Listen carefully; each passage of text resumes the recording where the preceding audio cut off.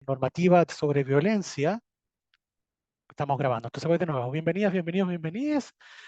Este es un webinar que hemos llamado La Ley Karin, desafíos y estrategias para su implementación en el mundo del trabajo. Soy Gonzalo, parte del equipo Grow Género y Trabajo, y les contaremos qué es lo que hacemos también.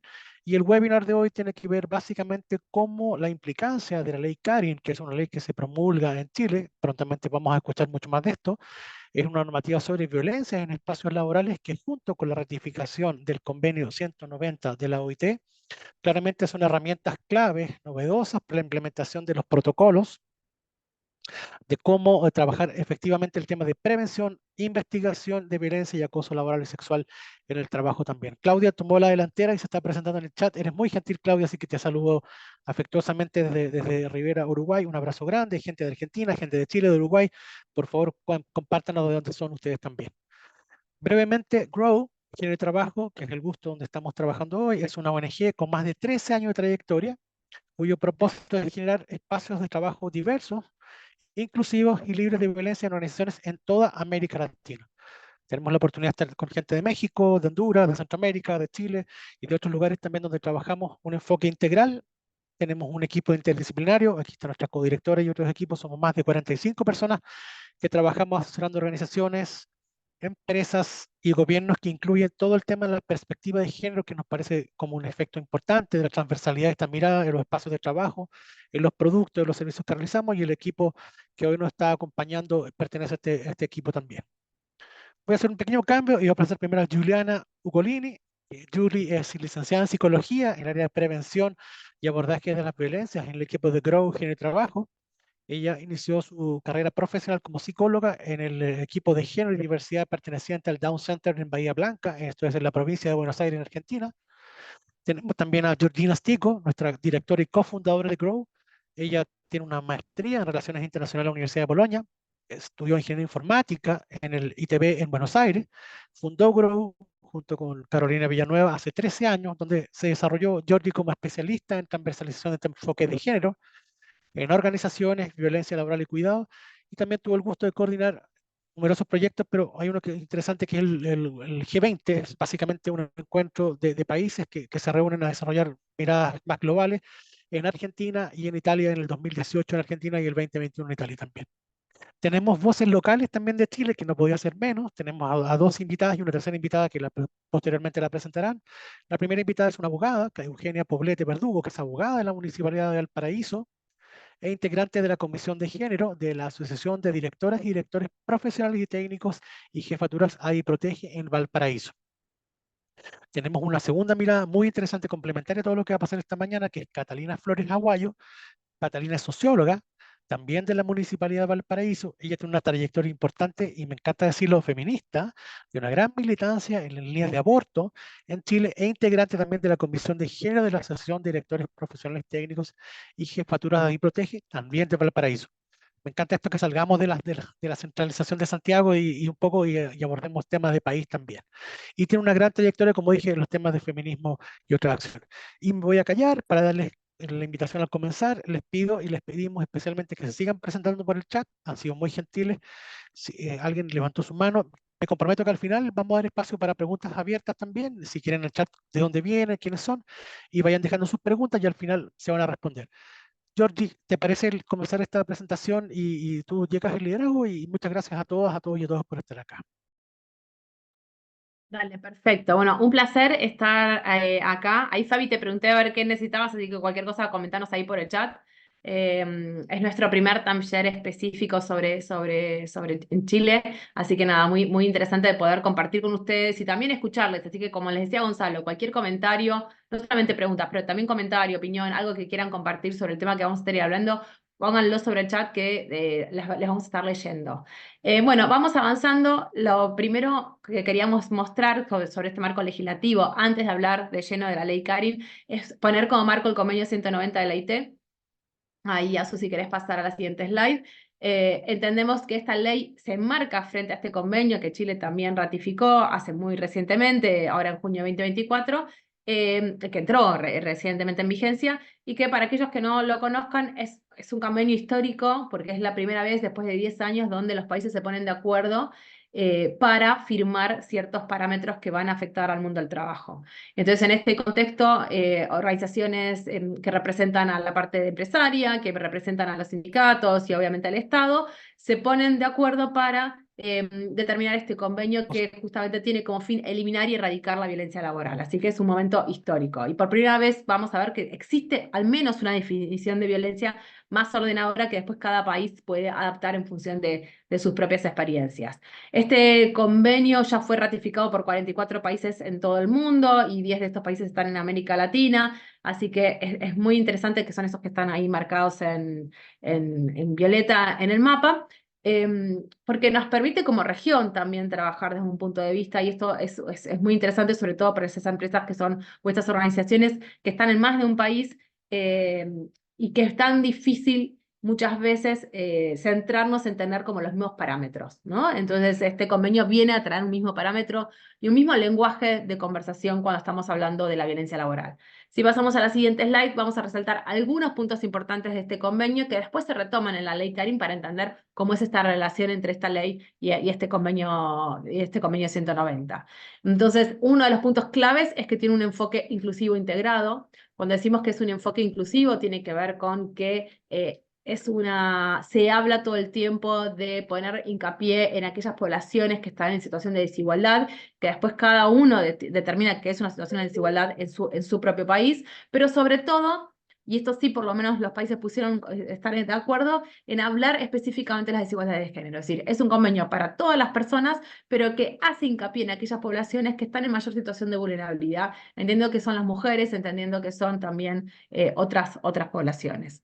En este sentido, también decimos que es integral porque apunta a la prevención, sobre todo de la violencia, y todo ese trabajo que se tiene que hacer desde los estados, pero también desde las organizaciones empleadoras, ¿no? Las capacitaciones, los protocolos, esas medidas preventivas que permitirían justamente eliminar la posibilidad de que esa violencia exista. Pero en el caso de que exista, bueno, también esa responsabilidad compartida de todas las organizaciones para que esa persona que sufre la violencia, que transita la violencia, pueda reducir su denuncia, puede sentirse reparada, estar puesto el foco sobre todo en esto, en la reparación, que eso es muy novedoso porque sobre todo nuestras legislaciones están más pensadas desde la sanción, y esto lo que viene a traer el foco es en aquella persona que transita la violencia y que tiene que ser reparada y cuidada más de manera integral, ¿no? Y finalmente otro punto que nos parece importante acá traerlo porque es parte del convenio, es que hace referencia a cómo la violencia doméstica también afecta a los espacios de trabajo y por lo tanto las organizaciones empleadoras también requieren de tener determinados acompañamientos a quienes sufren esta violencia. Esto quizás hoy no lo vamos a trabajar tanto, pero nos gusta nombrarlo para que nos quede para discusiones pendientes. Así que con esta primera introducción, si alguien tiene alguna pregunta, por favor hágala ahí por el chat, que después volvemos a hablar sobre el convenio. Paso la palabra a Julie de nuestro equipo para hacer un marco de la ley Karin. Bueno, buenos días. Para empezar a adentrarnos en la ley, consideramos que es fundamental conocer quién fue Karin y por qué la ley lleva su nombre, ¿sí? Lleva el nombre por Karin Salgado, que fue una técnica en enfermería que desarrollaba sus labores en un hospital público en Chile, y ella atravesó un prolongado acoso en su lugar de trabajo. Entonces, todos los impactos que en ella generó el acoso sistemático, la violencia que fue atravesando, sumado al poco acompañamiento que recibió en su organización, llevaron que a fines del 2019 decida quitarse la vida, ¿sí? Entonces, es una ley que nos pone de manifiesto la importancia de los impactos y todo lo que genera o lo que puede generar las violencias en las personas. Es a partir de esa búsqueda de justicia, pero también por sobre todo de empezar a generar conciencia y de empezar a basarnos en la prevención y en la protección, que surge la ley Karin, ¿sí? Si pasamos a la siguiente slide, vamos a ver que el proyecto de ley se aprobó a fines del 2023, pero va a entrar en vigencia el 1 de agosto, que estamos próximos a que ya entre en vigencia. Y va a implicar una modificación al Código de Trabajo y junto con el Convenio 190, como nos iba contando Geo recién, impulsa la tolerancia cero al acoso laboral, al acoso sexual y a la violencia en el trabajo, ¿sí? Y pone en el centro la necesidad de poder trabajar en un espacio libre de violencia, libre de acoso y que las personas trabajen de forma segura. Todo esto lo va a hacer a partir de la obligación de contar con protocolos tanto de prevención como investigación del acoso laboral, sexual y de la violencia en las organizaciones. Implica un montón de avances y un montón de desafíos que ahora en un rato nada más nos los van a contar mis compañeras. Pero hay una de las razones una de las cuestiones que trae súper importante y es una nueva forma de pensar el acoso y la violencia en los espacios laborales. Entonces traemos 3 definiciones, ¿sí? Que son las que trae la ley.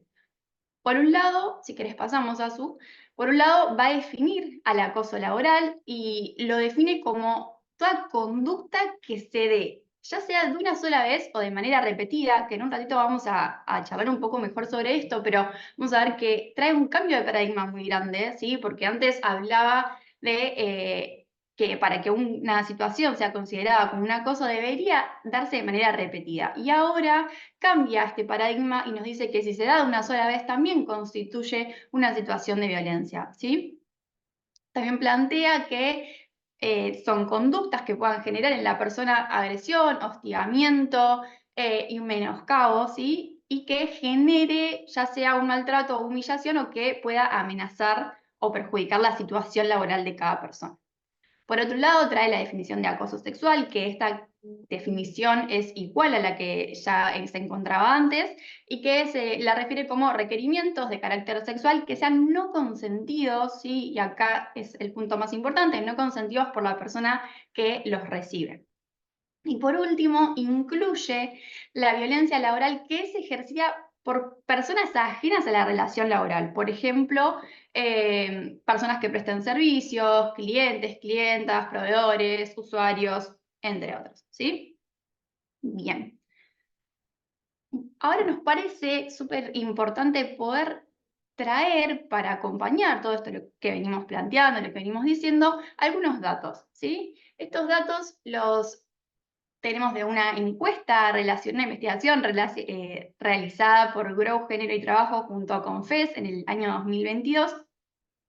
Y de la totalidad de las personas encuestadas, nos arrojó que el 76% afirmó que haber atravesado una situación de violencia en sus espacios de trabajo en Chile. ¿Sí? Es un dato que nos parece súper importante y súper relevante poder contarlo porque es un número bastante amplio y a la vez, de esta cantidad de personas que atravesaron una situación de violencia, nos cuenta que hay algunos tipos de violencia que son más relevantes que otros.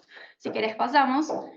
Y vamos a ver que en primer lugar vamos a encontrar la violencia psicológica en un 61%, luego le va a seguir la violencia económica en un 59% y por último la violencia simbólica en un 48%. Estos 3 tipos de violencia nos demuestran que si bien se da un montón en los espacios de trabajo, son aquellas violencias que pasan más desapercibidas y que están muy naturalizadas, ¿sí?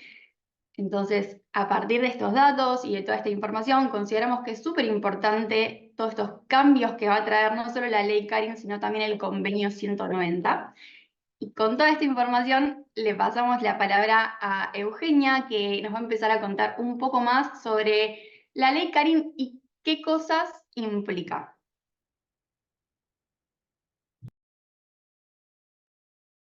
Ahí. ¿Ahí me escuchan? No sé si... Ya, súper. Bueno, buenos días a todas, a todos. Mi tarea en este webinar es abordar las implicancias desde el punto de vista jurídico de la ley Karin. Y vamos a comenzar entonces por lo que ven ahí en la pantalla, cuáles son los puntos principales de esta modificación que incorpora esta ley. Bueno, primero incorpora en las relaciones laborales la perspectiva de género y un trato libre de violencia. También vemos que esta ley modifica el concepto de acoso laboral, ya tal como lo dijo ahora Juliana, eliminando la exigencia de la reiteración. Eso es muy importante porque previo a este cambio normativo teníamos una definición de acoso que exigía la reiteración para poder recién hacerlo valer y poder hacer los reclamos e intentar las acciones respectivas para que el empleador pueda proteger nuestros derechos. También esta norma incorpora la violencia en el trabajo ejercida por terceros. También esto es algo que Juliana acaba de decir y es muy relevante porque esto sí es algo novedoso, no es algo que la normativa hubiese contemplado antes, ni había un mecanismo que se pudiera hacer valer por los trabajadores y trabajadoras y que sucede muy a menudo de personas, sobre todo que se enfrentan a público, que atienden a público, sobre todo, por ejemplo, en el sector de salud, que deben atender pacientes y muchas veces se ven expuestos a violencia en sus lugares de trabajo, producto de agresiones provenientes de los pacientes o de clientes. Así que este es un cambio muy, muy importante, la protección al ambiente laboral y a la salud física y emocional de los trabajadores y trabajadoras. Bueno, también esta norma incorpora medidas de resguardo, ¿ya? Y estas medidas de resguardo se refieren a una atención psicológica temprana, ¿ya? Porque muchas veces la violencia o el acoso no tiene una repercusión física, sino que es psicológica, tal como lo mostraban en las estadísticas, Juliana, la mayor afectación a los trabajadores y trabajadoras en sus ambientes laborales tiene más relación con el aspecto emocional psicológico que con el físico. Bueno, también esta normativa establece la obligación por parte del empleador de adoptar e implementar medidas para prevenir, para investigar y para sancionar las conductas de acoso y de violencia en el lugar de trabajo. De este modo, entonces, desde una perspectiva preventiva, se incorpora la obligación de establecer un protocolo de prevención de acoso y de violencia en el trabajo, tanto en el sector público como en el privado. ¿Ya? También esta es una novedad que nos trae esta ley, que si bien modifica el Código del Trabajo, también modifica otros cuerpos normativos que se relacionan o son aplicables al sector público, como lo vamos a ver más adelante. Entonces, esta obligación preventiva y de establecer un protocolo, también se menciona ahí en la ley que debe ser elaborado con la asistencia técnica de los organismos administradores de la Ley de Accidentes del Trabajo y Enfermedades Profesionales. Esta asistencia técnica tiene por objetivo que este instrumento, como se estima, muy relevante, sobre todo para la prevención y, como decía Georgina, no abordarlo desde un punto de vista reactivo, sino que abordarlo desde la prevención y evitar la violencia, el acoso y en general los conflictos en el trabajo. Entonces, por eso se establece que este protocolo debe ser elaborado con esa asistencia, ¿ya? Desde la perspectiva de la investigación y la sanción, bueno, esta ley fortalece el procedimiento de investigación del acoso sexual, estableciendo que se debe contar con un procedimiento, ¿ya? Los empleadores deben instaurar en sus empresas y también en el sector público se debe instaurar un protocolo que aborde el acoso laboral y sexual desde el punto de vista de la investigación y de la sanción. Y si podemos pasar a la otra lámina, por favor. Entonces, este protocolo y digamos, este funcionamiento del procedimiento para prevenir el acoso laboral, sexual y la violencia en el trabajo y además para el procedimiento para aplicar las sanciones respectivas debe ser contenido en un protocolo y y específicamente debe estar contenido en un instrumento obligatorio para las empresas que cuentan con más de 10 empleados, que es el Reglamento Interno de Higiene y Seguridad. ¿Ya? Ahí es donde necesariamente las empresas van a tener que incorporar estos procedimientos, y esto tiene una finalidad que es identificar responsabilidades, establecer también derechos y obligaciones, establecer los procedimientos para presentar denuncias, también el procedimiento para realizar reclamaciones y el procedimiento para aplicar las sanciones y cuáles van a ser estas sanciones. Y para el caso de las empresas que cuenten con menos de 10 trabajadores o trabajadoras, como no tienen la obligación de tener un reglamento interno de higiene y seguridad, la ley establece de que sí deberán contar con un protocolo de prevención y que además este protocolo va a tener que incluir un procedimiento para las denuncias y para las sanciones. ¿Ya? Así que, de todas formas, todo tipo de empresa, independiente de su tamaño, va a tener que contar con este tipo de instrumentos. Gracias. Respecto de los principios, bueno, también aquí se Perdón, establece... Euge, te hago una consulta que están trayendo ahí justo en el chat, que me parece que es nada, bajo en esto que estás diciendo. Entendemos que esto es para todos los empleados, ¿no? También pensando en los funcionarios públicos. Así es, para todos los sectores. Claro, hasta ahora yo estaba hablando de empleadores o de empresas, pero como lo había dicho antes, esta obligación de los protocolos y en general el deber de prevenir y sancionar el acoso y la violencia es aplicable al sector privado y al sector público. Ujú. Bueno, como ven ahí en la diapositiva, también esta normativa incorpora expresamente una serie de principios bajo los cuales se va a investigar, se va a prevenir y sancionar el acoso y la violencia en el trabajo. Y como ven ahí está la confidencialidad del procedimiento, el resguardo de las personas, tanto de la o el denunciante y también de las personas denunciadas.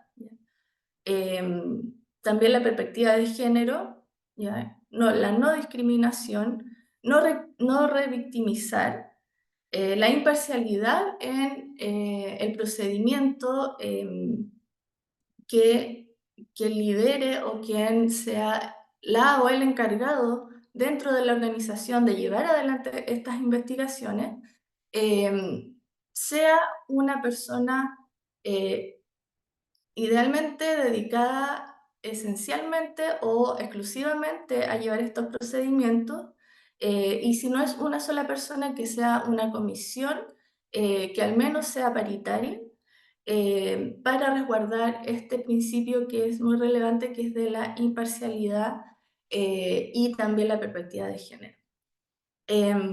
Bueno, la celeridad es también esencial. La ley establece plazos bastante acotados para realizar la investigación, para adoptar las medidas correctivas también. Y por lo tanto, la celeridad en llevar a cabo el proceso es esencial para reparar con la oportunidad necesaria a las personas afectadas, y tomar las medidas que sean necesarias para poder evitar conflictos mayores. Bueno, la razonabilidad, el debido proceso también es uno de los principios, y la colaboración.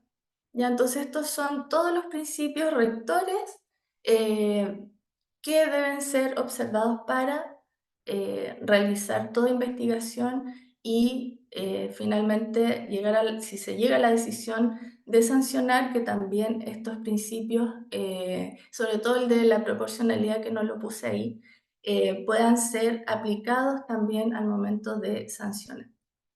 Bueno, y en este contexto, como una forma de asegurar la observancia de estos principios, la ley señala que la persona que investiga preferentemente debe contar con una formación o una preparación en materias de acoso, de género o de derechos fundamentales. ¿Mm? Esa es en realidad la ley lo establece como algo deseable, pero en realidad es bastante, un requisito, es esencial para que la persona o el comité o como sea la forma en que se le va a dar a esta investigación y sanción, puedan tener esta perspectiva y puedan tener estas preparaciones para poder aplicar adecuadamente el instrumento. Bueno, en el sector público, como vemos ahí en esa slide, también la ley Carin hace o incorpora modificaciones y en este caso lo que hace es perfeccionar los procesos de investigación de acoso sexual, de acoso laboral en el sector público. Y lo hace a través de la modificación de estas normas que ven ahí en pantalla. Primero, la Ley General de Bases de la Administración del Estado, luego tenemos el Estatuto Administrativo General y también el Estatuto Administrativo aplicable a los funcionarios y funcionarias municipales, y finalmente la Ley Orgánica Constitucional de Municipalidades. ¿Ya? Entonces, todos estos son los cuerpos normativos que aplican al sector público y que son modificados por esta ley. También esta ley le otorga mayores facultades a la Dirección del Trabajo y a la Contraloría General de la República. Y esto en los procesos de investigación. Bueno, en el caso de la Inspección del Trabajo, señala que este órgano va a realizar la investigación de una denuncia de acoso o de violencia cuando el empleador decida no realizarla él mismo, ¿ya? Entonces, cuando el empleador decida no realizar él mismo una investigación interna, va a ser la Inspección del Trabajo quien va a tener que asumir esta función. Y esto lo va a hacer cuando el empleador reciba la denuncia y debe remitir todos los antecedentes a la Inspección del Trabajo, o cuando la afectada o el afectado realiza su denuncia directamente en la Inspección del Trabajo. Y la otra participación que se le da a la Inspección del Trabajo es en este otro escenario en que si el empleador realiza directamente la investigación interna por una denuncia de acoso o de violencia, va a ser la Inspección del Trabajo quien, dentro de un plazo de 30 días, va a tener que revisar el informe que el empleador obligatoriamente debe enviar a la Inspección del Trabajo junto con los antecedentes del procedimiento, para que la Inspección del Trabajo realice una revisión y haga las observaciones que estime pertinentes a ese informe y a sus conclusiones, ¿ya? Así que ahí vemos que la inspección, como en todas las áreas de la fiscalización laboral, va a tener ahora otra tarea más que se refiere a estos dos temas en materia de acoso y violencia. Bueno, ahora respecto de la Contraloría, bueno, en este caso a la Contraloría se le encomienda la función de conocer de las reclamaciones que presenten funcionarios y funcionarias públicas cuando la autoridad decida, por ejemplo, no iniciar un sumario o una investigación sumaria cuando esa persona presentó una denuncia por acoso o violencia, ¿ya? Entonces, frente a esta inactividad o cuando se desestimó la denuncia, esa persona puede acudir a la Contraloría y hacer la reclamación respectiva porque su denuncia no fue considerada para iniciar el sumario o la investigación sumaria. También las personas, los y las funcionarias pueden reclamar ante Contraloría cuando no esté conforme, por ejemplo, con la decisión del sumario, o cuando se aplique la absolución o el sobreseimiento a la persona denunciada. Ya también aquí es una causal para que se reclame. También a la Contraloría se le entrega la función de llevar el sumario administrativo cuando la o el denunciado sea alcalde o alcaldesa y cuando se trate de concejales o concejalas.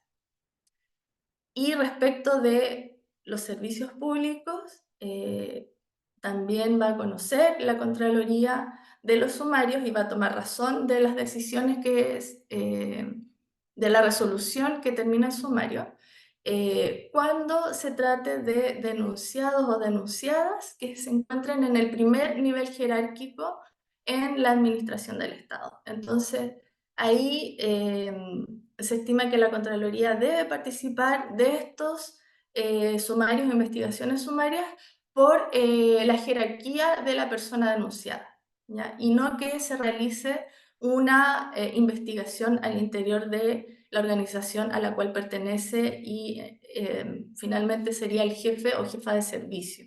Entonces, por el nivel jerárquico o la autoridad que representan, se le da esta función a la Contraloría. Para terminar con el tema de la Contraloría, solamente decir que hace unas semanas atrás, Contraloría sacó un dictamen en que nos aclara que, a ver, lo que sucede es que en la ley Karin se incurrió en un error de referencia, ¿ya? Un error de referencia respecto del estatuto administrativo para los funcionarios y funcionarias municipales, en que en lugar de mencionar el artículo 84, se mencionó el artículo 82. Entonces ahí se generó toda una duda y un conflicto respecto de si efectivamente la ley Karin y estas modificaciones se iban a poder aplicar a los funcionarios y funcionarias municipales, y Contraloría señaló en su dictamen que era al ser puramente un error de transcripción y que claramente teníamos que referirnos al artículo 84 y no al 82, que era el mencionado, hace aplicable la ley Karin a los funcionarios y funcionarias municipales. Euge, tenemos que ir pasándole a Catalina, te digo para que vaya cerrando. Ya, para cerrar, ¿cómo implementar esta ley Karin? Primero, actualizar el reglamento interno, ya incorporando estos procedimientos que ya les había mencionado para recibir denuncias por acoso sexual y laboral, e implementar también los modelos de prevención, canales de denuncia, tipificar conductas y establecer los procedimientos de investigación. También elaborar un protocolo preventivo y así cumplir con el deber de prevención que se le encarga a los empleadores con esta ley. Ejercer las funciones de supervisión y de monitoreo respecto de estos cambios normativos en la organización interna. Y respecto de compliance, solamente entonces para cerrar, esta ley es una ley que reviste características típicas de un compliance o de un cumplimiento normativo, que aspira a que los empleadores implementen un modelo de cumplimiento normativo orientado a un modelo de cambio cultural, que se cambie la modalidad o que se cambie la forma de llevar adelante las relaciones de trabajo, no solamente desde un punto de vista jerárquico, sino que también horizontal y descendente, y también, por supuesto, orientado a la prevención del riesgo a través de capacitaciones, de sensibilización, de visibilizar las conductas que son reprochadas, que son prohibidas, y que finalmente van a ser sancionadas a través de estos instrumentos.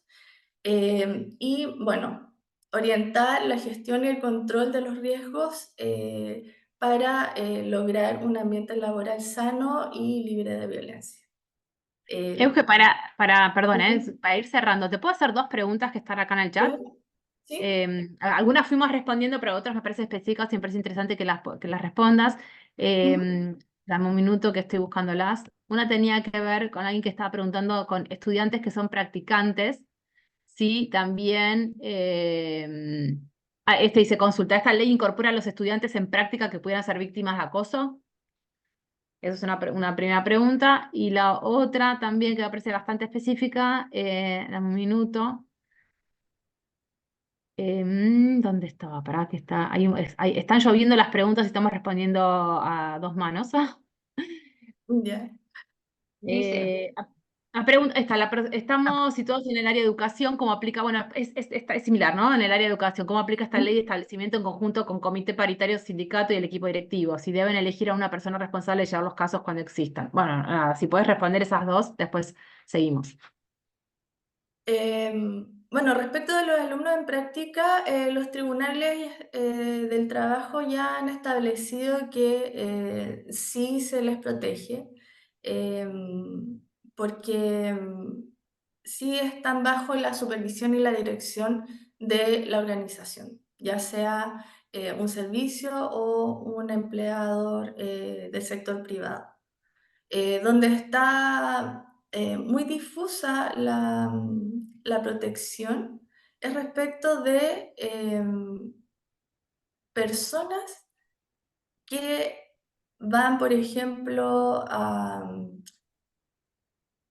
em, no sé, que van a una empresa a prestar servicios temporales y ocurre esto, ocurre una situación de acoso, por ejemplo, y que no hay una relación de supervigilancia ni jerárquica ni de dependencia, ¿ya? Ahí se genera una duda de si realmente están cubiertos o no por esta normativa, pero van a ser finalmente primero la inspección y luego los tribunales quienes van a tener que casuísticamente decidir cómo se aplica en la práctica esta normativa. Y la segunda pregunta, no entendí muy bien, respecto de los sindicatos. No. La segunda pregunta creo que después la podemos tomar, que tiene que ver más cómo se hace, pero me parece que esto es más institucional. Cada organización, la voy respondiendo, Sí, elige cómo hacerlo. Se arma un comité, si ese así comité es. conforma o no, si se suman o no los sindicatos. Entonces, eso cada organización ve la mejor manera para hacerlo. Siempre decimos que no es bueno que haya una sola persona, sino que sea un equipo interdisciplinario, que es interesante que esté la institución, que estén representantes de sindicatos para brindar la mayor solución posible y la más integral posible. Así es. Pero nada. Bien. Tengo que buscar entre las preguntas la otra que te quería hacer, pero Euge, te la hago después, cuando ahora la vamos buscando. Después, ahora vas a ir leyendo todo lo que fue pasando por el chat. Ok. Bueno, ya disculpen, me pasé con el tiempo, pero bueno, solamente, claro, es la última slide. Solamente para que tengan claro, existe un artículo transitorio en esta ley que establece cómo en general se hace con la normativa que aplica desde hoy para el futuro, o sea, desde agosto hacia el futuro. Por lo tanto, todos los procedimientos que ya se iniciaron con anterioridad al inicio de la vigencia de esta ley, van a continuar con la normativa antigua. Así que Perfecto, buenísimo. muchas Bueno, gracias. buenísimo. Con eso respondiste a la otra pregunta que estaba dando vueltas por ahí, que qué pasaba si una persona había, ahí está, mira, la encontré. Si en una instancia años atrás hubo una denuncia de acoso sexual y quedó mediado, se tomaron las medidas, ¿qué pasa si la persona afectada quiere retomar el caso respecto a esta ley? ¿Se considera nuevamente y realizar los protocolos? Digo, no, o sea, nada, se ve con la ley anterior, ¿no? Si pasó, si fue en el pasado. Claro, sí. Pero Buenísimo. igual yo creo que respecto a las medidas correctivas y de prevención, o sea, bueno, ya ocurrió el hecho, las medidas correctivas sí debieran hacerse aplicables a la persona afectada, ¿no? Porque es el espíritu de la ley. Así que yo creo que Sí. quizá el procedimiento de sanción no, pero sí las medidas correctivas. Tal cual, tal cual. Bueno, con esto pasamos ahí la palabra a Catalina. Mientras tanto, Gracias. respondo a esto que alguien pregunta si en Argentina hay una ley como la CARIN. La respuesta es no, no hay. Nosotros tenemos una ley que ratifica el convenio, pero no tenemos una ley que diga cómo se aplica específicamente en el país. no tiene esta especificidad, ¿no? Entonces, nada, es interesante para entender esa diferencia. Perfecto. ¿Cata? Hola, ¿me escuchan? Sí, perfecto, perfecto. Ya, perfecto. Entonces, bueno, yo soy Catalina Flores, ahí parece que está mal escrito mi nombre en el Zoom, porque el Zoom personal. Em, y yo voy a hacer como una revisión un poco histórica de lo que es la perspectiva de género y cómo llegamos al punto actual. Ya, si es que son los principios de género en la ley Karim, porque son conceptos que es importante que revisemos permanentemente, no todo está por sabido. Si bien hablamos mucho de género, no necesariamente comprendemos a cabalidad qué significa y cómo nos impacta en la vida privada y pública, ¿ya? Bueno, el marco normativo integral inclusivo que incorpora la perspectiva de género como un principio busca proteger por igual a mujeres, hombres y personas de la diversidad sexual. Si bien el género está muy asociado a las mujeres en todas las corrientes de investigación y todo lo que tiene que ver con esta corriente política que vemos sobre todo en el tema del feminismo y la consecución de derechos, el feminismo y las políticas de género buscan medidas de equidad para todos y para todas. O sea, esta ley y todo marco normativo que tenga como principio el género o la perspectiva de género nos está invitando a mejorar la vida de todas las personas. Pasamos a la siguiente. Bueno, la perspectiva de género promueve, busca, propone, promueve equidad entre hombres y mujeres, reconociendo que históricamente las mujeres han enfrentado discriminación, desventaja en comparación a los hombres.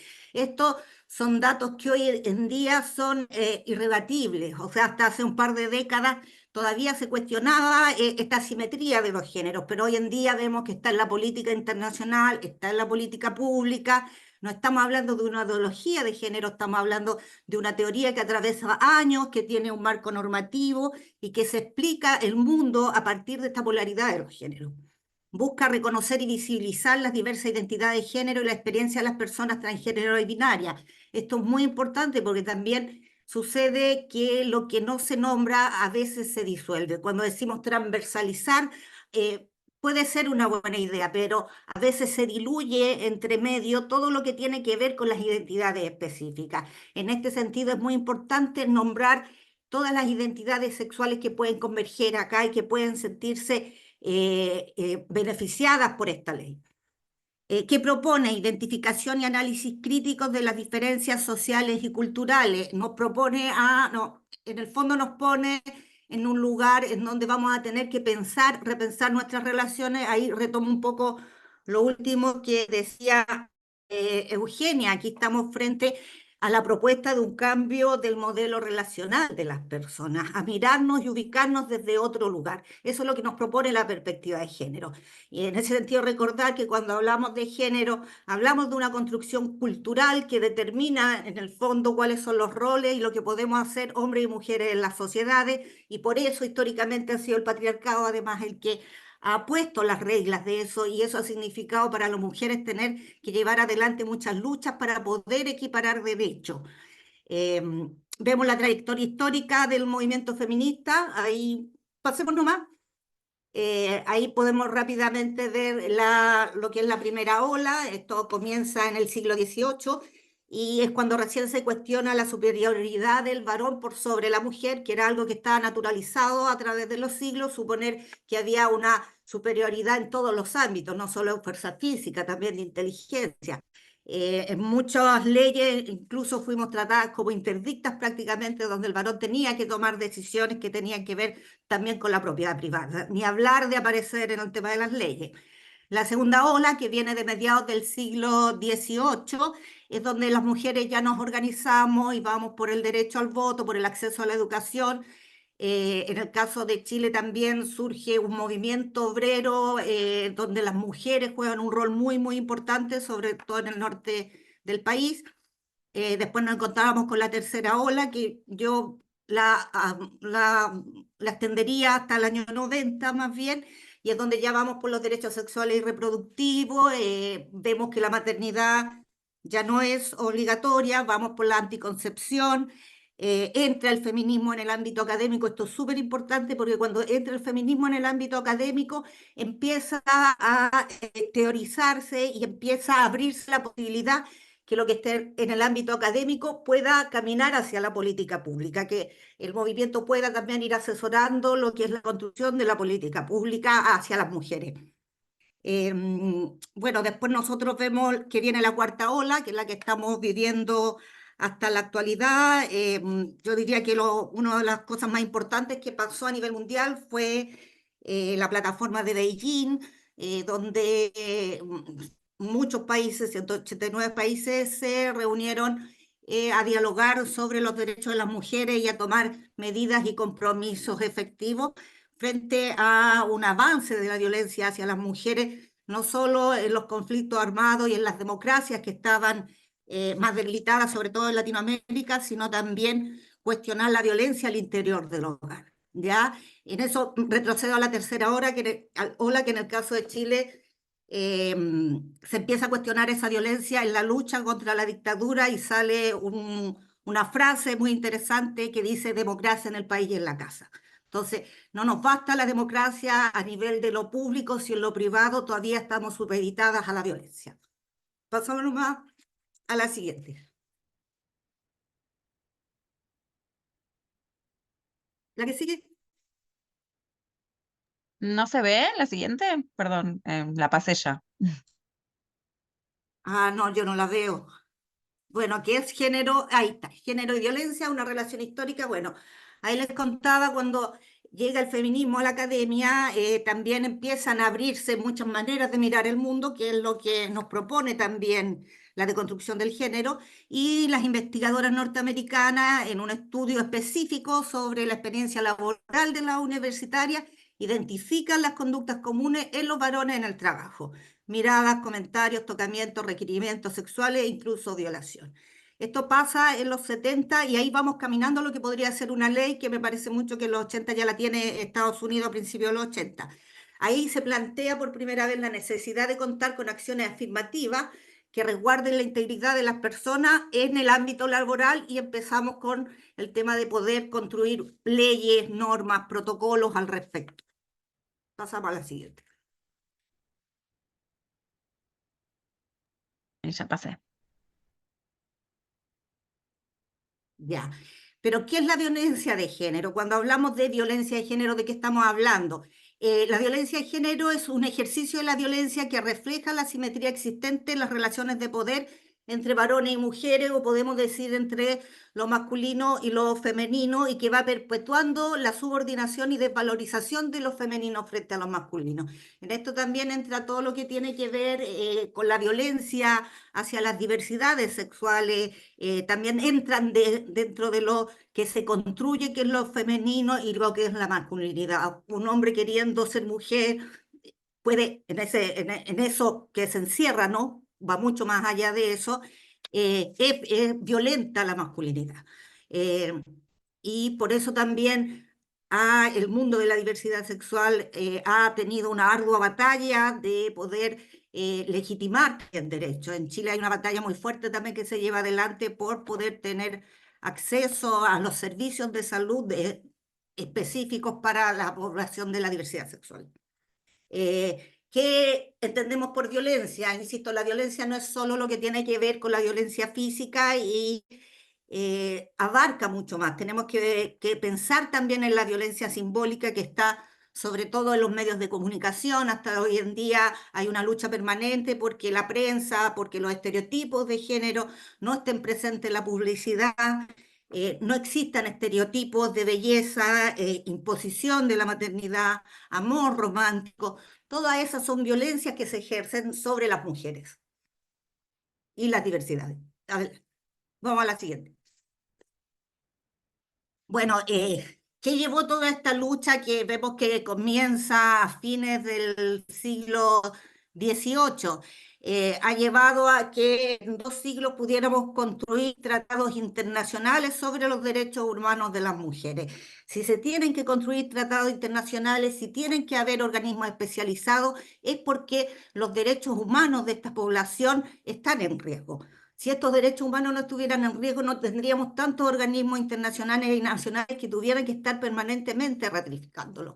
Dentro de eso tenemos el protocolo facultativo de la Convención de Eliminación de todas las formas de discriminación contra la mujer, Plataforma de Acción de Beijing, que fue ampliamente resistida. En el caso de Chile fue altamente resistido el concepto de género, porque atentaba contra la familia, y eso un poco de la contrapropaganda que se hace cuando se habla de una ideología de género, siempre pensando que va a destruir la familia, pero pensando en lo que es el modelo de la familia tradicional y biparental, tampoco aceptando otras familias. Entonces, rompe ese que es la base del patriarcado, podríamos decir, que es esta familia tradicional con los roles distribuidos en lo masculino y en lo femenino. La Convención Interamericana para Prevenir, Sancionar y Erradicar la Violencia contra la Mujer, y podemos hablar del convenio 190 ratificado por Chile el año pasado, y es que el que nos permite poder tener esta ley. Pasamos a la siguiente.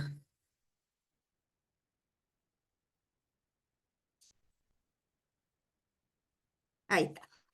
Bueno, lo que les contaba, la agencia del movimiento feminista ha sido sumamente importante, es la que ha llevado el movimiento de feministas y de mujeres en el mundo, ha podido llevar adelante un montón de demandas que quizás hace 40 años eran impensadas, y a partir de la agencia del movimiento feminista en el mundo se han podido ratificar convenios. En el caso de Chile yo puedo hablar como parte del movimiento y de la movilización que ha tenido Chile en los últimos 30 años y que ha implicado muchos cambios dentro de la sociedad chilena de gran impacto, una sociedad que hasta muy entrado el año 2000 tenía una fuerte influencia de la Iglesia Católica. Entonces, en Chile al menos ha habido mucha resistencia, sobre todo lo que ha tenido que ver con los derechos sexuales y reproductivos de las mujeres. La Agencia del Movimiento Feminista permite la ratificación de convenios, eso nos lleva a poder tener una política pública nacional y que tenga una bajada a las instituciones públicas y privadas, que es lo que hace una ley, y en este caso la ley Carín. Pasamos a la siguiente. Bueno, las mayores violencias de género en el ámbito laboral es el acoso sexual y el acoso laboral por cuestiones de género. En el caso específico de las mujeres se ha detectado que hay una fuerte violencia hacia la maternidad. En ese sentido es importante también que existan marcos regulatorios y de protección que también garanticen el derecho al trabajo de las mujeres y fomentar la corresponsabilidad social y familiar en relación a la maternidad. Vamos a la siguiente. Bueno, tenemos ahí un minuto, ¿eh? Sí. Bueno, aquí hay estadísticas de hace 2 años que, bueno, se ve la diferencia, que los mayores casos de acoso laboral han sido denunciados por las mujeres, 64% versus 36%. Pasamos a la siguiente.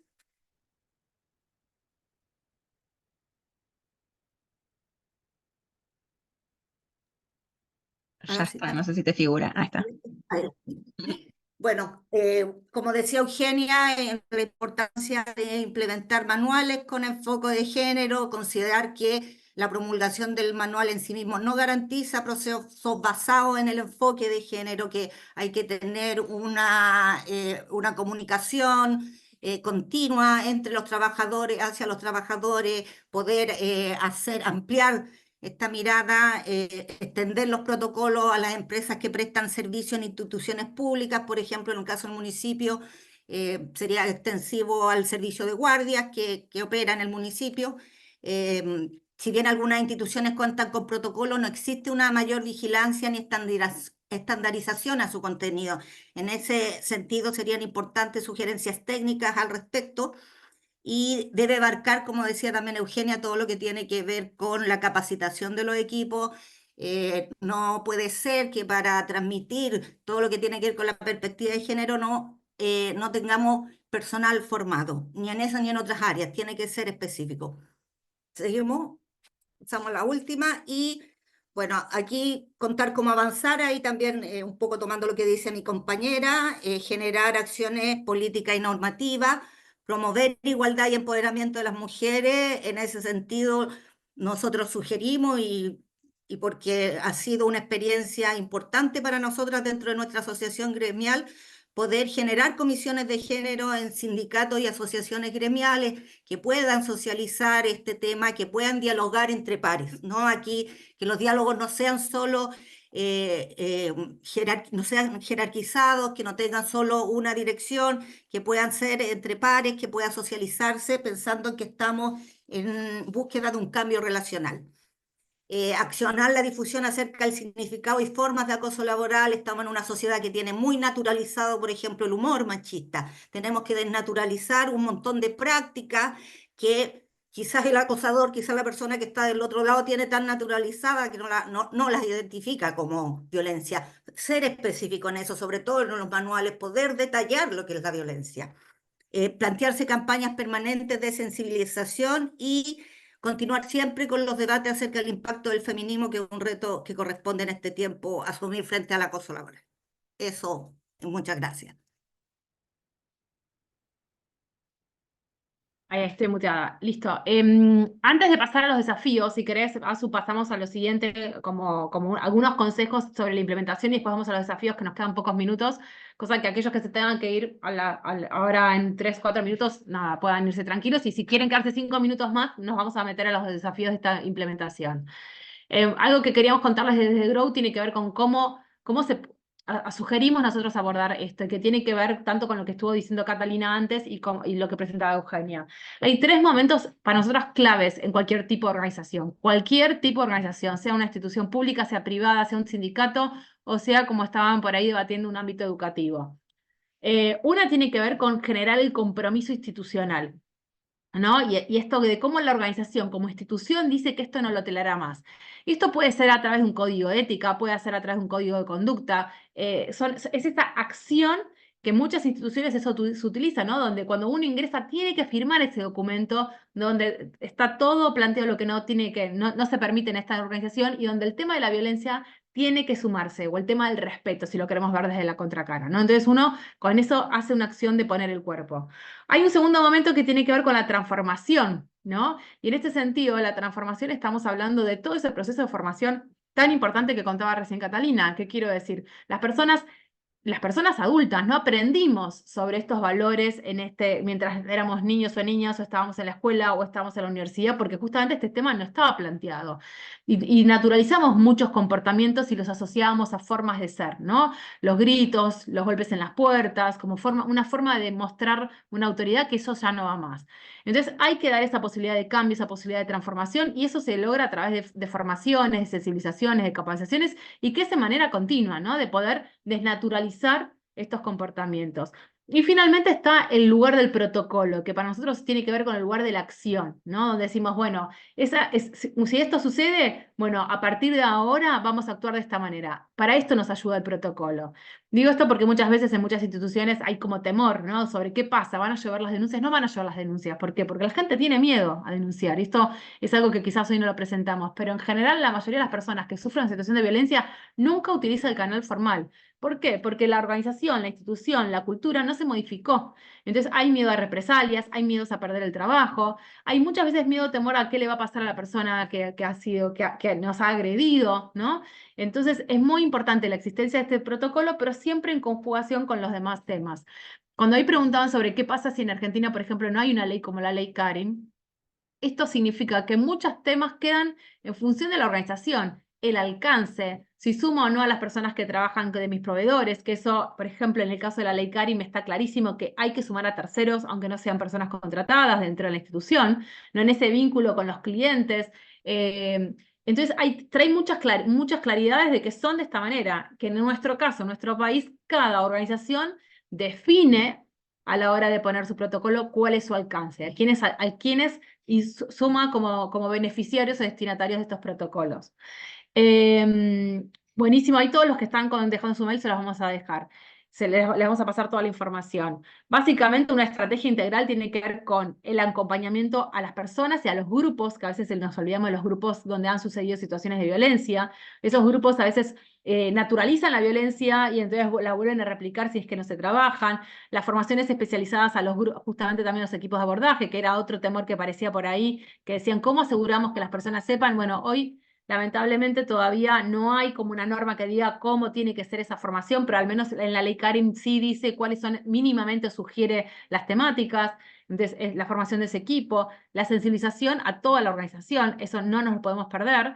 Y obviamente la educación de los protocolos, ¿no? Si es que ya los tenemos. Es decir, tenemos que animarnos a hacer este ejercicio de releerlos en función de esta ley, a ver qué es lo nuevo y lo más abarcativo que nos trae y que nos ayuda a abordar. Dicho esto, llegando siéndose las 12:01, si se quieren quedar un ratito más, pasamos ahora les copiamos todos los mails, a esta parte más de desafíos que queríamos charlar con ustedes sobre qué es lo que nos encontramos en esta implementación, tanto Eugenia, Catalina, como nosotros desde Grow, a la hora de implementar estos proyectos. Buenísimo. Gracias. Sí. Vale. Gracias. No sé si parto yo o la Cata. ¿Ya? Ya. ¿Querés, Cata, como partimos Euge y después volvemos a Cata? Ok. Bueno, yo voy a decir algunas cosas que van a plantear algunos conflictos en algunos casos y otros va a ser un desafío bastante importante para los operadores en materia laboral. Bueno, primero voy a partir con una crítica hacia la definición que adopta la ley Karim y que en realidad más que adoptar una definición la mantiene, y ahí va mi crítica respecto de que no aborda el acoso sexual ambiental, y que es una forma de acoso muy, muy frecuente en los ambientes laborales, y que tiene que ver con ambientes altamente sexualizados, ambientes hostiles en que se cosifica a la mujer. Entonces, esta forma de acoso sexual, la ley Karim no se hace cargo. Sí podría ser se puede reconducir, pero la idea es que lo haya dicho más claramente. ¿Ya? Esa es una de mis críticas. Por otro lado, también va a generar un conflicto el hecho de que, como les mencionaba antes, el procedimiento que lleva adelante el empleador va a terminar con un informe, y ese informe necesariamente debe ir a la inspección del trabajo para ser revisado, pero a la inspección del trabajo se le da solamente 30 días para hacer eso, y la inspección del trabajo tiene una carga laboral importante, y ese plazo se va a transformar en algo que no se va a cumplir, y la consecuencia que establece la ley es que se va a aplicar el silencio administrativo y se van a tomar como válidas las conclusiones de ese informe.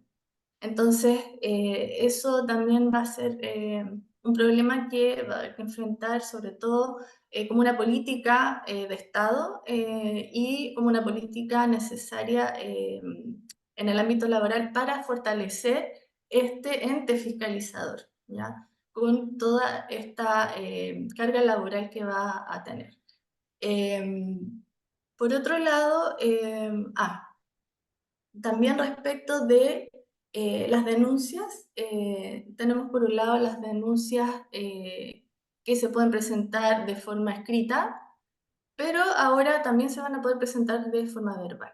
Entonces, estas denuncias puede suceder, por ejemplo, que la persona que está denunciando de forma verbal luego no quiera firmar el acta que se tiene que levantar, o puede suceder que en el caso de una denuncia, luego la persona denunciante se retracta. Entonces ahí hay un vacío, no hay una claridad expresa en la ley de cómo se va a actuar en estos casos, pero yo creo que yéndonos al espíritu de esta ley, esas denuncias no deberán ser desestimadas, y en pos de lograr, o sea, en pos de lograr un ambiente laboral sano y tranquilo, esas denuncias debieran ser gestionadas, procesadas y el empleador debiera adoptar las medidas correctivas que sean necesarias.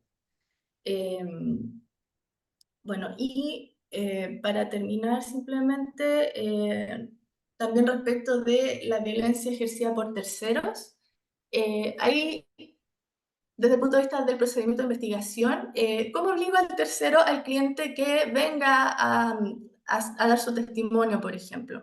¿Cómo lo obligo a que se haga parte de un procedimiento de una empresa a la cual él simplemente o ella fue a comprar un producto, ejerció violencia contra él o la trabajadora y luego se va?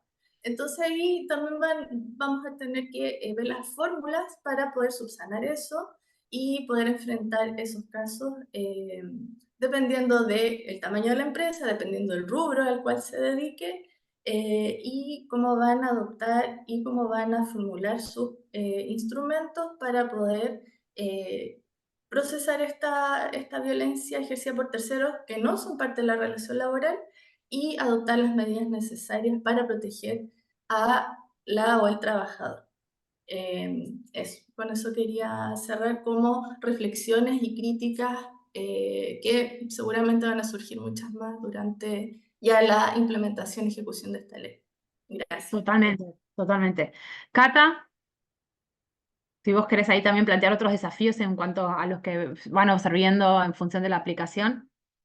Sí, no, yo muy cortito, como tomarlo más en el ámbito de lo que menciona también con el acoso sexual ambiental, la EUG, hay que pensar que está una lucha permanente en relación a la normalización de la violencia en los espacios laborales. En ese sentido, creo que las leyes a veces son como un abstracto para las personas y es importante generar medidas afirmativas para que los trabajadores y las trabajadoras puedan apropiarse de esta ley, sobre todo en un momento donde hay una crisis muy grande de credibilidad hacia las instituciones. En ese sentido, yo creo que tenemos un desafío, sobre todo los sindicatos y las asociaciones gremiales, para con nuestros compañeros y compañeras en los espacios laborales. Y creo que es ahí donde nosotros, en tanto dirigencia, en tanto trabajadores organizados, deberíamos apuntar, lo poco muy desde donde estamos situados. Eso. De acuerdo. Esto que decís, ahí sí lo que quiero sumar pues, en cuanto a lo fue la experiencia en Argentina, ¿no? Que hace ya un par de años que venimos como en ese trabajo de generar estos materiales, es que sí un desafío que se ha encontrado el sindicato es que se tiene que aplicar la ley a sí mismo, ¿no? Entonces, y eso también genera mucho desafío, es decir, bueno, no es solamente que estamos en función de los otros trabajadores, sino cómo es la relación y los vínculos dentro del propio sindicato y que tiene que ser también un ejemplo hacia afuera, ¿no? No puede replicar situaciones violentas o vínculos que responden a estos comportamientos y para después salir y trabajarlos afuera. Y otro tema, por ejemplo, que también fue muy clave en la Argentina para traerlo a ver en la experiencia chilena, que no sean las mujeres las responsables de trabajar sobre el tema de violencia, ¿no? En general, cuando el Ministerio de Trabajo hacía una formación sobre violencia laboral, iban compañeros y compañeras a las formaciones, pero quienes entraban a la formación eran las mujeres, ¿no? Los varones se quedaban afuera tomando café. Entonces hay algo en relación a todo esto que tenemos por un lado que reconocer que se llega a este tipo de ley, como contó Catalina, a través de toda una historia de lucha feminista, es decir, que tengamos una ley de violencia laboral y ustedes tengan una ley Karin, que es para todas las personas, tiene que ver con una lucha feminista, pero que no por eso nosotras como mujeres tenemos que ser las únicas responsables de esta legislación. Los varones tienen que también asumir la responsabilidad y sumarse a esta reflexión de qué es violencia, qué no es, cómo es, cuándo es acoso, qué tenemos que cambiar, qué comportamientos tenemos que cambiar, ¿no? Sumarnos a ese desafío también. Esa es una súper invitación, porque si no nos queda como a las mujeres otro ámbito más de trabajo que obviamente lo vamos a tomar si es un tema que nos interesa, pero donde los varones tienen que repensar sus vínculos. La violencia que sucede porque por ahí ha pasado mucho de los desafíos en espacios feminizados. De nuestra experiencia, el mayor desafío es en ámbitos masculinizados. ¿Por qué? Porque es donde la violencia está más naturalizada y no se ve, ¿no? No se ve, no se toma, no se percibe como tal y se siguen replicando, ¿no? Y lo que sucede en ese ámbito después se replica en otros ámbitos, los bautismos, esto de qué pasa cuando uno llega a un lugar nuevo, qué pasa cuando uno no corresponde con lo que dice el sindicato, cómo se lo trata, si hay luchas entre... Es decir, los conflictos entre varones son enormes, ¿no? Y eso también lo tenemos que empezar a hablar y es un súper tabú para trabajarlo. Entonces, que por ahí también hoy lo nombraron la importancia de abordar las masculinidades emergentes y transformadoras en este camino. Bueno, siendo 12 y 11, perdonen que nos pasamos, pero la verdad es que estaba súper interesante y había como un montón de temas ahí dando vueltas. Si alguien tiene alguna pregunta adicional o quiere hacer algún comentario, por supuesto, está disponible. Aprovechemos que tenemos a Eugenia y a Catalina acá como invitadas, como tráiganlo. O también si alguien que nos está escuchando, tiene algún desafío en particular que ve, que percibe, también bienvenida en traerlo, ¿no? Hola, buenos días. Yo soy Jessica Aguilera de la Seremi de Salud de los Lagos. Vivo en Chiloé, llegué hace un año acá y mi consulta es la siguiente. Tiene que ver con las sanciones, porque está bueno, yo leí la ley, he leído el estatuto, pero quiero que me digan un poco cómo llevar el tema de las sanciones. ¿Cómo va a ser esto sancionado? Porque aparece de una anotación de demérito hasta la expulsión del funcionario, porque yo pertenezco a los funcionarios públicos. Me gustaría saber si tienen algún acercamiento o más claridad con respecto a las sanciones, porque lamentablemente en Chiloé tiene otra cultura, no es la misma cultura continental. Yo llegué aquí hace un año y un mes, yo vivía en Santiago, muchos años en la institución. Y la cultura acá es muy distinta a la del continente. Estamos más bien abandonados, estamos más bien un paso atrás. Aquí ha habido mucha violencia. De hecho, hay violencia siempre. Entonces, yo fui víctima de hostigamiento cuando llegué acá. Hace 3 meses que me reintegré al trabajo recién. Entonces, yo quiero preguntar, bueno, eso es un antecedente. Quiero saber algo sobre las sanciones. Si me podrían ustedes eh, avisar o comentar, porque esto lo voy a replicar mañana. Tenemos justamente una tarde de reflexión con respecto a la ley Karim. Y en eso, por eso estoy acá. Necesito Perfecto. conocer. ¿Ya? Euge, ¿querés tomar vos primero Sí. Bueno, responder a eso que la ley Karim no trae nuevas sanciones ni nuevas acciones para poder hacer valer los derechos de esa persona acosada o violentada. Solamente trae la tipificación, la obligación de prevención y de sanción, pero no tiene nuevas sanciones. En el ámbito público tenemos que reconducirnos a nuestros estatutos que establecen justamente las sanciones que mencionaste.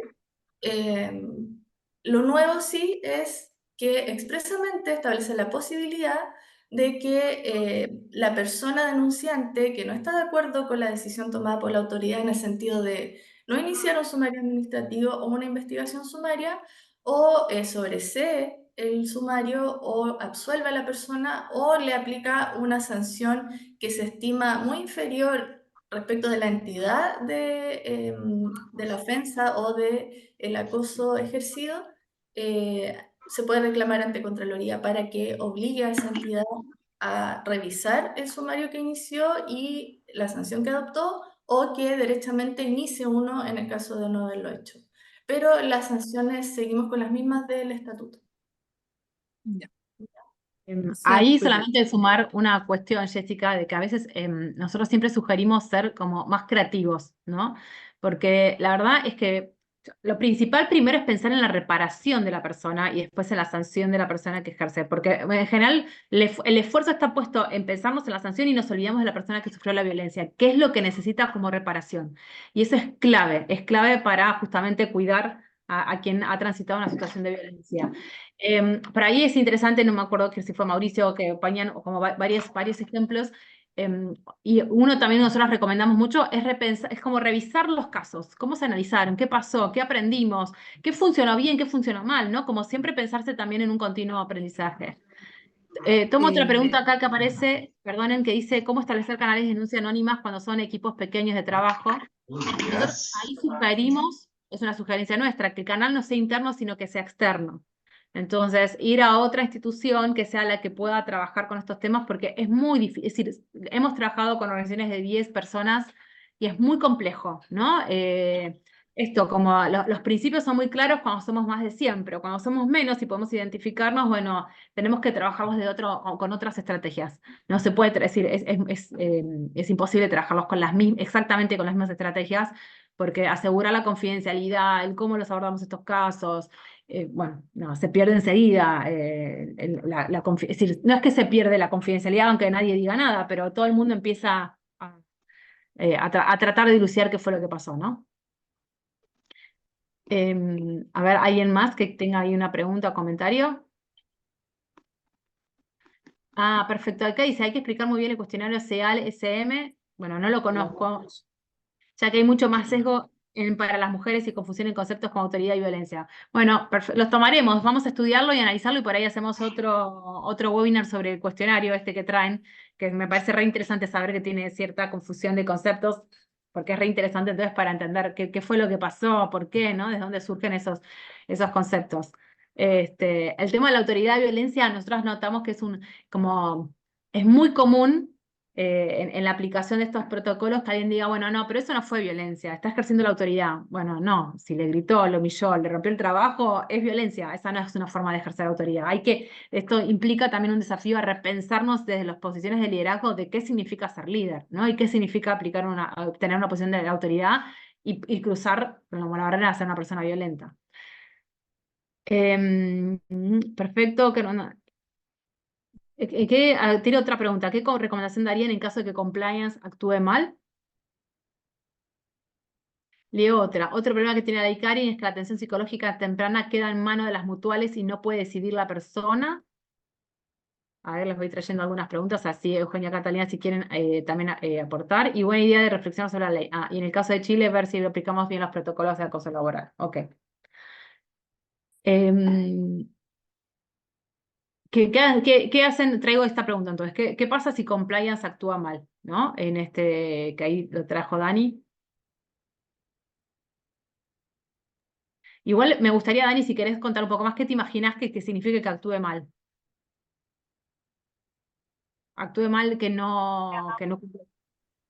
Sí, hola Santi y hola a todas. Bueno, gracias por el espacio.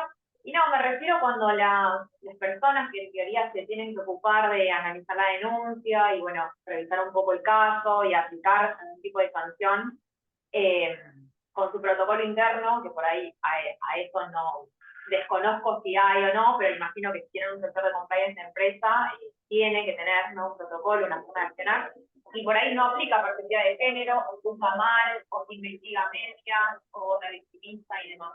Entonces, bueno, ¿qué hacemos, no? Ahí, lo digo como en caso externo, estoy mirándolo de afuera, ¿no? Pero también si soy empleada y veo que al final me revictimiza más denunciar en compliance porque no se hace nada, o si están las mismas personas y no tienen ningún tipo de acción.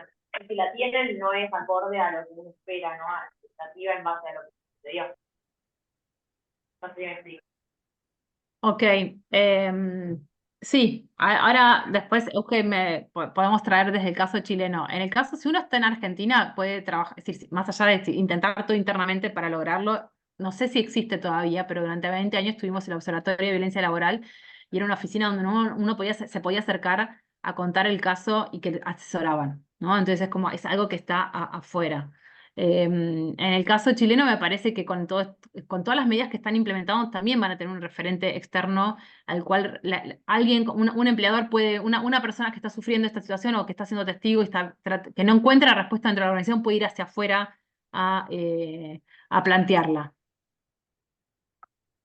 Exactamente, como les comentaba antes, ese es el rol de la inspección del trabajo. Y bueno, compliance respecto de la ley CARI no es obligatorio, pero sí se puede reconducir al reglamento interno de higiene y seguridad, que ese sí es obligatorio. Y el protocolo respecto de organizaciones o de entidades que tienen menos de 10 trabajadores o trabajadoras. Pero ahí es dirigirse ante la inspección del trabajo para denunciar a la empresa por no aplicar la ley CARI. Ujú. Sí. En ese sentido, pues otra pregunta que dicen, bueno, si se puede externalizar el proceso y qué sugieren ustedes. El proceso se puede externalizar, sí, siempre, esto depende de cada institución. A ver, es sugerido cuando la organización no va a tomar, tampoco va a asumir la responsabilidad de formarse, ¿no? Entonces hay que ver con dónde es que lo tercerizamos. Lo que sí siempre es importante, si el sistema esté tercerizado o no, porque a veces también sucede que nosotros hemos visto casos, y dentro de las mismas empresas donde se trabaja todo junto, donde, por ejemplo, lo trabaja el área de compliance y no tienen nunca ninguna comunicación con el área de recursos humanos. Entonces, se pierden oportunidades de aprendizaje. Digo, si yo estoy viendo que hay un problema de los liderazgos que están siendo denunciados y que no lo termino de resolver, bueno, lo que tendría que hacer internamente es ir a hablar con recursos humanos, decirle, tenemos este tema, sin decir qué cosa, pero bueno, nos formamos a todos y cambiamos la cultura. Esos nexos son siempre importantes, esté tercerizado o no. Entonces, yo creo que más que la preocupación si es o no tercerizado, es que exista un flujo de comunicación y de información que permita a la organización crecer y transformarse. Es decir, no me vale tener un área súper formada en estos temas y que atienda los casos de manera maravillosa y nadie aprende de esto, ¿no? Porque se van a seguir replicando. La gente se va, cambiamos de gente y seguimos replicando las mismas situaciones, ¿no? Y en ese sentido también es importantísimo, nosotros también lo sugerimos como una forma de sanción, que lo hemos visto, es que a la persona que ha ejercido la situación de violencia, que entendemos que no la fue con intención, porque esto también, hoy no lo hablamos, pero es clave que acá no se está analizando la intención, de tener un espacio de charla y conversación para ver si puede cambiar su comportamiento, dar esa oportunidad. Como decir, es una medida que yo te pongo para poder seguir, porque también podemos identificar en estos casos personas que están liderando grupos y que en realidad no pueden liderar grupos porque no están sensibles a estos temas, ¿no? Y no es dejarlo sin trabajo a esa persona, pero sí correrlo del lugar, es decir, correrlo en una responsabilidad que en realidad nos trae un riesgo. Hay una última pregunta, hay muchas, pero traigo otra, y para ir cerrando, que dice, ¿qué pruebas se pueden usar en acusaciones de acoso? Dice, porque, esperen que, ahí estoy tratando de leerlo, muchas veces en mi empresa se desestiman las acusaciones, a mi parecer, porque no aplican perspectiva de género. No sé si ahí Cata o Eugenia quieren tomar. Em, Bueno, respecto justamente de esta sugerencia que hace la ley Karim, justamente es para evitar este tipo de cosas, de que la persona o el comité o lo que sea que está encargado de recibir las denuncias, las desestima porque dice que es exagerado o que en realidad no es violencia o no es acoso. Es justamente porque no están preparados o no tienen esta perspectiva de género, como justamente lo dice ahí la pregunta. Y respecto de las pruebas, puede ser cualquiera. Puede ser cualquier prueba, esto es amplio y ahí también nos enfrentamos a ciertos problemas, como los decía antes, respecto de las represalias, que hay muchos compañeros y compañeras de trabajo que tienen temor a prestar declaración respecto a estas situaciones de acoso, de violencia, por las represalias que se pueden tomar en su contra. Entonces, por eso son fundamentales los principios que vimos antes y que sean realmente observados y respetados para que este procedimiento pueda realmente llevarse como es debido y que pueda la persona afectada presentar tranquilamente sus pruebas, sobre todo cuando se trata de testigos. Eso. Tal cual. Decimos que es la última, pero hay una última, hay siempre una más, así que me encanta. Bueno, viendo que hay mucha necesidad, vamos a responder esta y por ahí vamos a poder generar otros espacios. Ahí díganos por mail si lo necesitan para como esto de poder debatir, porque esto se trata de aprender y apropiarse de la ley, ¿no? De traer casos y discutirlos. Ahí alguien pregunta qué pasa cuando no hay relación jerárquica entre las personas que sufren la violencia. Es muy interesante este caso que estás planteando porque lo que dicen es, había una relación amorosa, se rompe ese vínculo amoroso y después una persona empieza a generar un ámbito incómodo, ¿no? Y lo primero que te puedo dar como consejo es, el tema de la relación amorosa nos tenemos que olvidar qué pasó antes, porque justamente lo que hace es como manchar el caso. Porque exista o no existe una relación amorosa antes, previa, no es conducente con lo que está haciendo ahora, no justifica la situación que está poniendo ahora en la incomodidad. Así que eso es un caso que no tiene que ver con la violencia que está sucediendo. Y en esos casos donde son compañeros, buenísimo ahí. Y en estos casos, lo que es clave es hablar con la persona, sobre todo la que está sufriéndolo, para entender también qué es esa persona que quiere. ¿Qué quiero decir? Podemos proponer mover a las personas del lugar, pero ¿quién vamos a mover del lugar? ¿Sí? Entonces, primero, antes de tomar una decisión nosotros, hablemos con la persona involucrada, la que está transitando la violencia, para saber esa persona qué necesita y qué lo haría mejor. Y ahí vemos si tenemos que hablar con la persona que está ejerciendo esta violencia o esta agresión, si primero la hablamos con ella, si esa charla no funciona, bueno, a esa persona se la mueve de horario, se la mueve de oficina, se la mueve de piso, es decir, de manera que no se cruzan, se habla con el grupo, con ese grupo hay que hablarlo, esto que decían ahí es importantísimo, para que el grupo fuera de estas personas puedan entender también, porque muchas veces el grupo también justifica, no, pero viste que eran novios, entonces como que, no. Eso hay que también charlarlo y desnaturalizarlo. Entonces, importantísimo esas tres partes. Primero, separar la situación de la previa de la pareja, enfocarnos en qué es lo que necesita la persona que está sufriendo, hablar con la persona que está poniendo incómoda y hablar con el grupo para que también sea quien pueda parar estas situaciones y responder. ¿Qué quiero decir? Es más fácil en un grupo, cuando alguien escucha un comentario que no está dirigido a mí, y que yo me doy cuenta de incómodo, es levantar la mano y decir, che, pero eso es incómodo, de la manera que a cada uno le surja, y a veces de una manera, puede ser desde un chiste, puede ser desde una, ¿no? No tiene que ser siempre con el dedo acusador, pero sí puede poner un límite de la manera más cómoda para mí a quien está haciéndolo, ¿no? Entonces es importantísimo eso también trabajarlo, de qué es lo que hacemos todos ponemos nuestro granito de arena para que esto no suceda. Bueno, Yo Dale, Euge. Lo último, para cerrar, porque lo que tú decías es súper importante, justamente esto trae un cambio cultural y la norma por sí sola no lo va a lograr. Las sanciones nunca han logrado cambiar el comportamiento de las personas. Despedir a alguien no es la solución.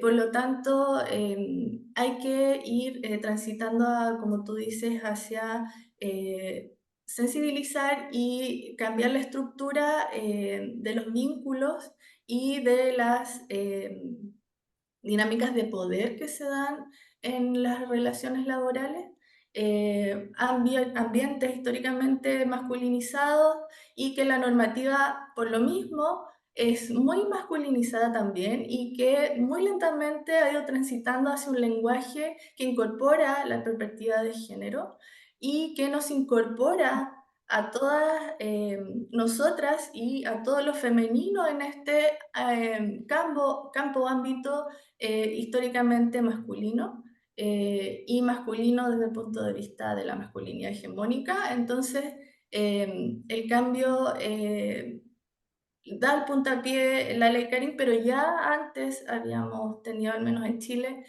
cambios normativos en materia laboral que han ido de a poquito aportando su granito para que podamos llegar a un ambiente laboral más tranquilo, digno y con perspectiva de género. Solamente eso quería decir. Buenísimo, buenísimo, buenísimo. Bueno, Cata, te dejamos unas últimas palabras para vos, de mensaje que quieras dejar para cerrar también este espacio.